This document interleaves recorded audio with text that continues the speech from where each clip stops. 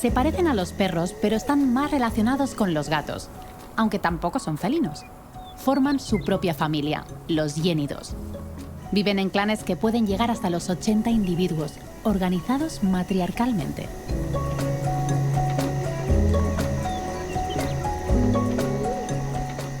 No es raro encontrar a estos grupos compartiendo alimento con otros carroñeros, como los buitres.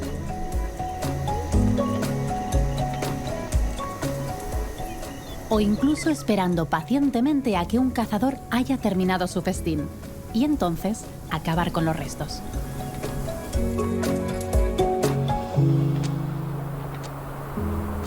En la península ibérica también tenemos nuestros propios carroñeros oportunistas. El más conocido es el jabalí. Es un animal omnívoro y es fácil verlo alimentándose de raíces, insectos que encuentra ozando o incluso huevos.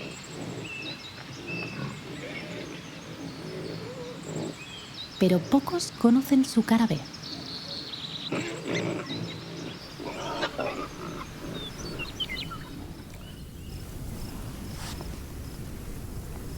De hecho, es uno de los mayores carroñeros de restos de la caza realizada por los humanos, especialmente en aquellos lugares donde no abundan carroñeros obligados. Por aquí han pasado jabalíes seguro.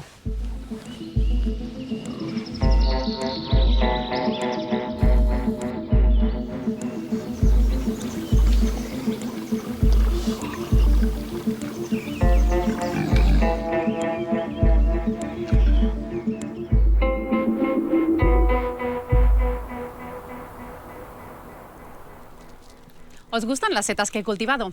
Crecen así de hermosas gracias al compost casero del que os hablaba. Las setas no son más que los cuerpos fructíferos de los hongos. Son los órganos reproductores y crecen por encima del suelo para poder dispersar las esporas.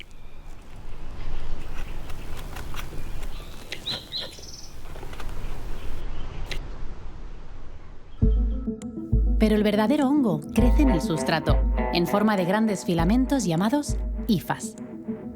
Son unos descomponedores de primera y forman la base de la cadena trófica. Gracias a ellos se descompone la materia orgánica que hay en el suelo y forman nuevos nutrientes para que sean absorbidos por las plantas.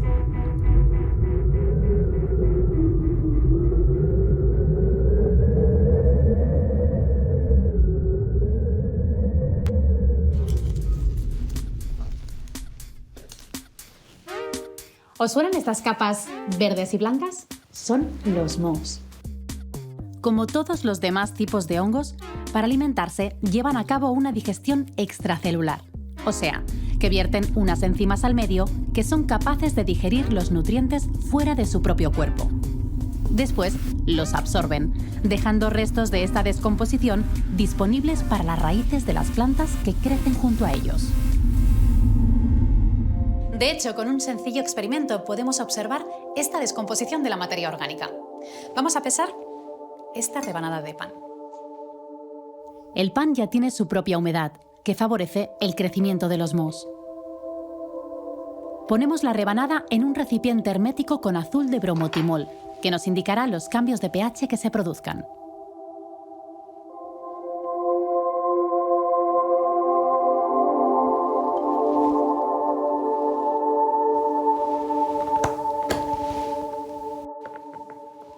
Dejaremos que crezca el moho sobre esta rebanada de pan y volveremos a pesarla en unos días.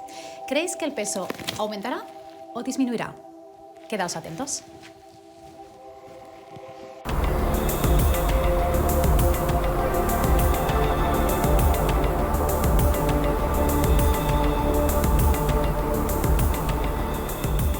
La acumulación de residuos acarrea muchos problemas. Por eso los humanos tenemos redes de alcantarillado, basureros y cementerios en lugares estratégicos para alejar, en la medida de lo posible, la materia orgánica en descomposición.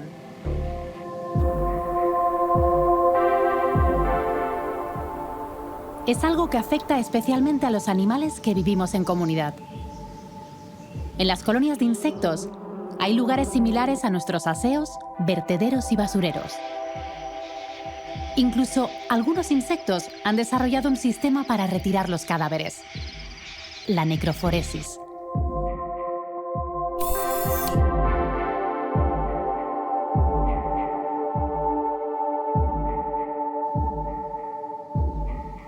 Se pensaba que las hormigas eran capaces de oler los productos generados por la descomposición de los cuerpos.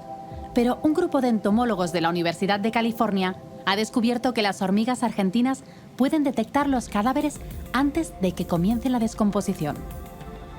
Se observó que estas hormigas, cuando están vivas, producen dos sustancias químicas volátiles que desaparecen de manera abrupta cuando mueren. No es que huelan a muerto, sino que no huelen a vivo.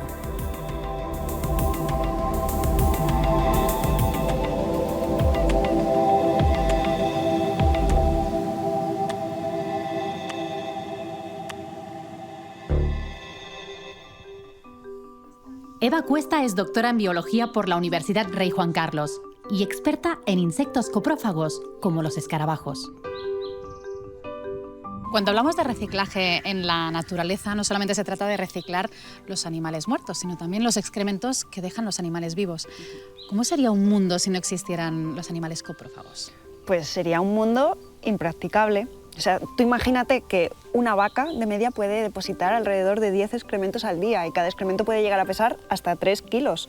Estamos hablando que un rebaño de vacas puede generar 50.000 toneladas en un mes de excremento, cubriendo los pastos donde van cayendo. Claro, y eso sería un desastre ecológico totalmente. Bueno, ecológico, también sanitario y económico. Y de hecho esto ha pasado. Por ejemplo, en Australia, los colonos ingleses allá por el 1800 introdujeron muy poquitas cabezas de ganado, pero con el tiempo se han ido multiplicando y claro, allí no hay fauna coprófaga que fuese especialista en ese tipo de excremento, porque hasta entonces lo que había eran canguros cuyos excrementos son muy diferentes. Claro, es que cuando hablamos de especies invasoras, a veces solamente tenemos en cuenta que compiten con las especies autóctonas por el alimento o por el territorio, pero no tenemos en cuenta que esos animales invasores, ¿no?, están dejando excrementos y no hay una fauna que pueda procesar esos desechos. Exactamente, y en Australia se tomó la decisión de introducir escarabajos coprófagos para poder retirar todos esos excrementos que se habían generado. Cuando hablamos de animales coprófagos, que además es tu especialidad, yo creo que a todo el mundo se nos dibuja en la mente el escarabajo pelotero, ¿no? ¿Cuál es su estrategia? Lo que hace el escarabajo pelotero que todos tenemos en la cabeza, ¿no?, es llegar al excremento, separar de él una bola de estiércol y llevársela rodando a otro sitio donde la va a enterrar, ¿vale?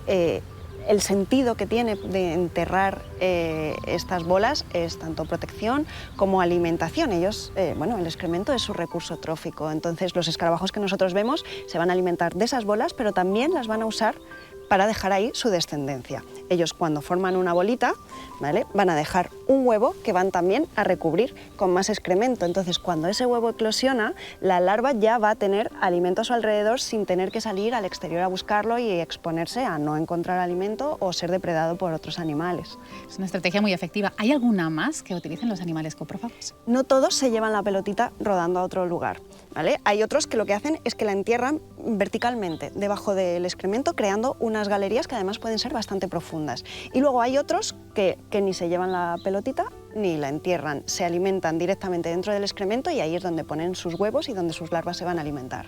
Cuando hablas que entierran el estiércol, en el fondo están también ayudando a abonar el terreno donde lo hacen. Exactamente. Así que son muy beneficiosos para nutrir la tierra. Claro, porque están aportando un montón de materia orgánica de nuevo al suelo y es lo que nosotros hacemos, ¿no?, con lo que comentas, cuando abonamos nuestros campos de cultivo.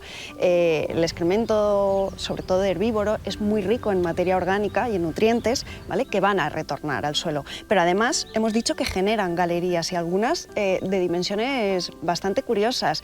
Eso airea también el suelo, contribuye a que sea más poroso y, por ejemplo, cuando llueve el agua puede percolar mucho mejor.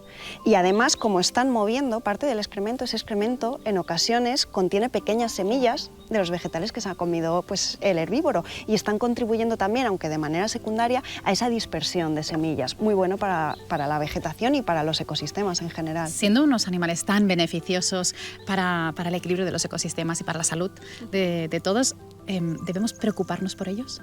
Claro, pues como prácticamente todos los seres vivos se están viendo afectadas sus comunidades negativamente, tanto por calentamiento global, cambio climático, fragmentación del hábitat y también el uso de químicos, ¿no? De pesticidas, insecticidas, incluso compuestos veterinarios que se les suministra al ganado. Entonces, ¿las especies coprófagas son buenas bioindicadoras? Exactamente, y de hecho se usan como especies bioindicadoras de la calidad de los ecosistemas. Son especies que son muy sensibles a las alteraciones en los hábitats, por lo tanto, cuando tengamos una buena riqueza de especies, va a ser indicativo de que ese hábitat está bien cuidado. ¿Os acordáis de mi rabanada de pan? Pues he dejado varias incubando los mohos. Fijaos qué aspecto tienen.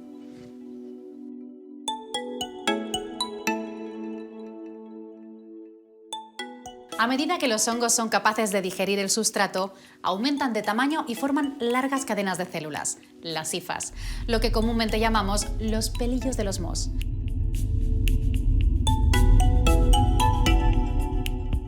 Fijaos qué ocurre con esta tercera rebanada. El peso es notablemente inferior a la rebanada sin mohos. Es debido a la acción que llevan a cabo los hongos durante la digestión de los alimentos.